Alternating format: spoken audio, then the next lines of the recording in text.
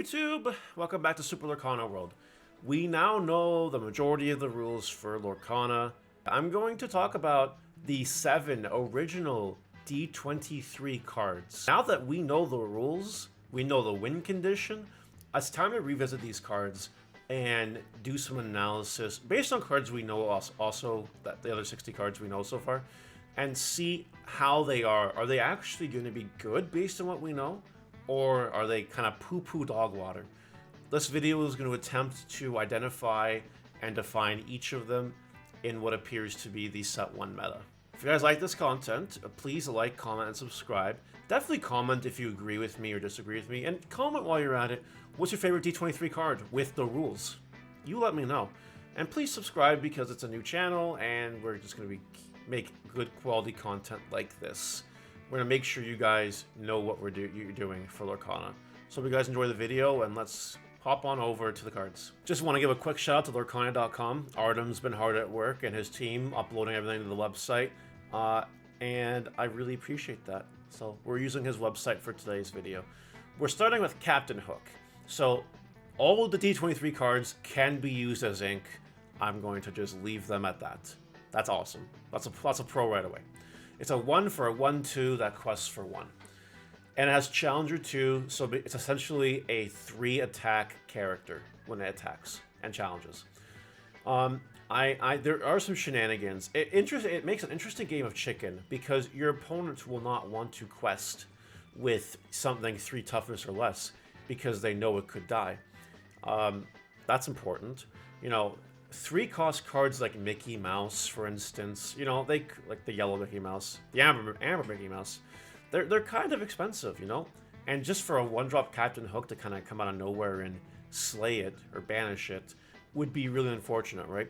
I do see some synergies with the Pocket Watch where, like, you can have the Pocket Watch on play, maybe the opponent exerts something on their turn that's 3 or less, and then you do a surprise Captain Hook and knock it out of the park.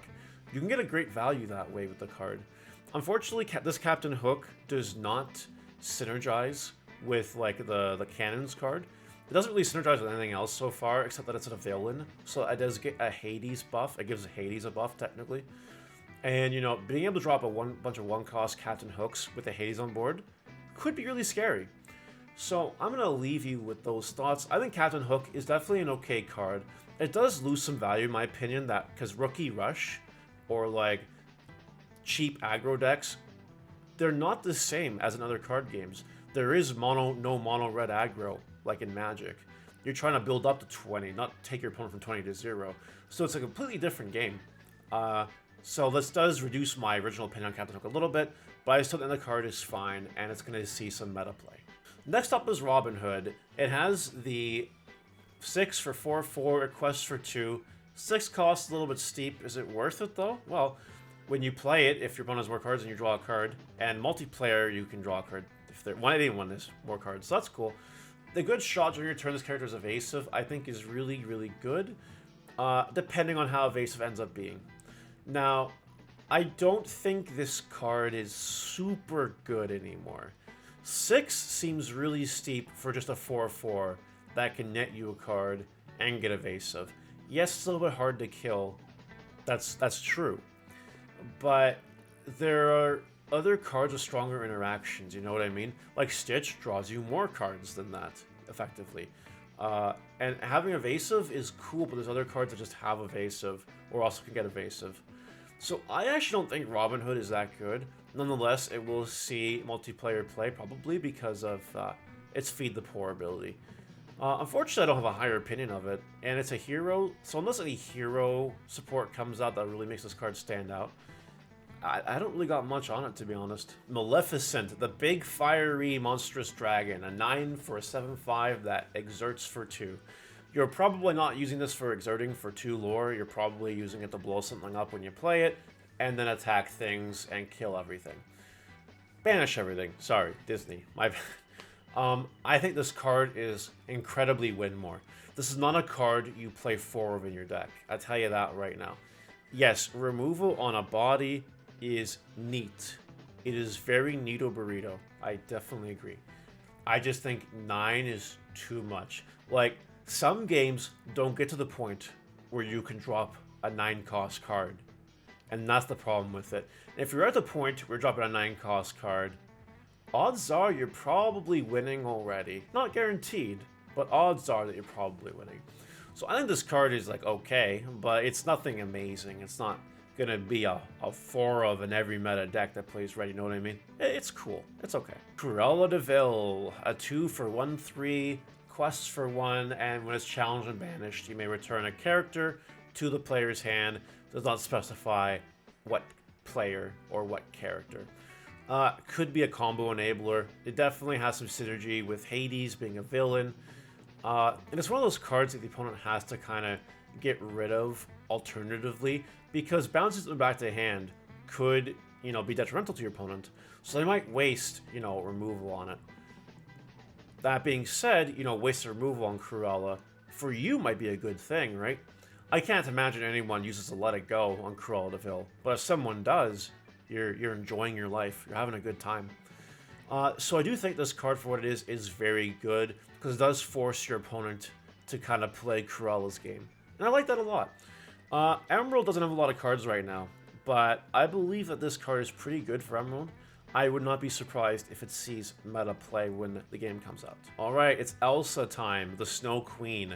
A 3 for a 2/3, it exerts for 1 lore, and you can exert it to exert chosen opposing character. It's a Dreamborn Hero Queen Sorcerer. Maybe those archetypes will help it when the set comes out, who knows. I think this card is reasonable. I'm not going to say it's god tier amazing, I'm not going to say it's just okay. It is there to force your opponent to play an awkward game. Because if you stick an Elsa on board, your opponent can't play anything safely. You know what I mean? Because Elsa can just exert whatever they play while it's still summoning sick, effectively, while the ink is still drying, and then you can beat it up with a challenge. So I do think Elsa is actually really good in a controlling deck. It doesn't need to perma-freeze. If Elsa perma-froze something, like perma-exerted, that would be insane. This card would be a lot better. But Elsa's another one of those cards where it forces the opponent to play your game. So they do have to force removal on it. Elsa's one of those cards you will never quest for lore. You will never do it with Elsa, unless it's winning the game. You are going to just let this character chill, no pun intended, and wait for your opponent to drop bodies. And then you will tap down those bodies, and then you will challenge them and beat them. So it forces your opponent to get rid of it alternatively. And I think that's good. Any cards that force your opponent to play a different game in order to get rid of it. A different game is not literally a different game. You're not playing Magic the Gathering to get rid of Elsa. But your opponent has to actually think and maybe get out of their comfort zone in order to remove Elsa. And by that point in time, maybe you're already doing well. You're already snowballing. Frozen puns. I think Elsa's good. I really do. I don't think it's god tier amazing, but I do think this card is good. Stitch. A 6 for a 3/5 that quests for 3 lore is really good in my books. It's got Adoring Fans. Whenever you play a character with 2 cost or less, you may exert to draw a card. So it gives you constant draw power if you're playing a bit of a weenie deck. And it has Shift. You may pay 4 to place on top of one of your Stitch characters. Now, given what we know already, there are combos where I've done this multiple times. Turn 1, drop Stitch. Turn 2, play an ink, drop a Lantern. It reduces your character cost by 1. Turn 3, drop an ink, shift Stitch on the Stitch for 4. And then you can go ahead and start doing your thing, assuming you have weenies in your deck. Now, the problem is Shift. We don't yet know how Shift works. So I will reserve judgment of this card for later. I do think this card, though, has the potential of being amazing, especially if we get more than 1 Stitch. Especially if those more than 1 Stitches end up being 2 costs or less. I think this card gets more and more valuable if that is the case.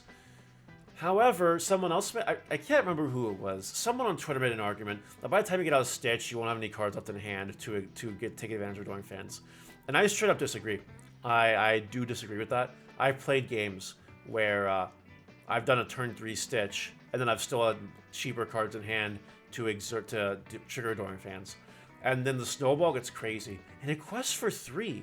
And you're playing yellow, which has access to Dingle Hopper and has access to Healing Glow if you want to play that card. So, like, Stitch can quest for 3 every turn, and it's going to be very hard to get rid of it. So, I think Stitch is really good, but I will reserve judgment until we know how Shift works. I could be wrong. And last is Mickey Mouse, the exclusive iconic D23 promo that everyone got. It's an 8-cost 5/5 with evasive that can quest for 4 lore. Much like Maleficent, I think this card is a win more card. I don't think you play 4 unless Mickey Mouse Tribal ends up being a thing. I don't think you play 4. I do not believe you need to play this card to win your games. I think you can play 1 or 2 of it. Probably when the set comes out, if you drop it like it's hot, you can, if they can't deal with it because it's evasive, then you get the 4. And cards like Aurora that give you Ward make it really hard to get rid of Mickey Mouse. Because now we know how things work, right? You cannot challenge an unexerted character. And with Aurora, you can't target those characters except with Rush. So the opponent would have to simultaneously kill Aurora on the same turn and like Dragon Fire the Mickey Mouse or let it go or whatever. Or your removal card to get rid of it. It seems like a lot of juggling to do to get rid of it.